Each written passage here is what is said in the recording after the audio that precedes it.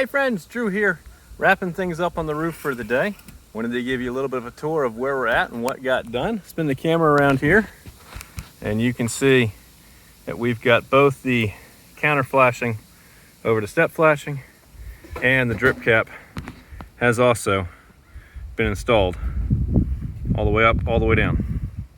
So the next step, tomorrow, we're gonna get here with our stucco crew. We're gonna work in probably one more piece of metal up on top of the drip cap, but behind the original moisture barrier that's behind the stucco, all the way up, all the way down. And then we'll start working on getting the base layer of stucco on. And then we'll be back the following day to do the top coat. So it's coming along very nicely. Pretty pleased with how this project's coming together. Homeowner seems pretty happy.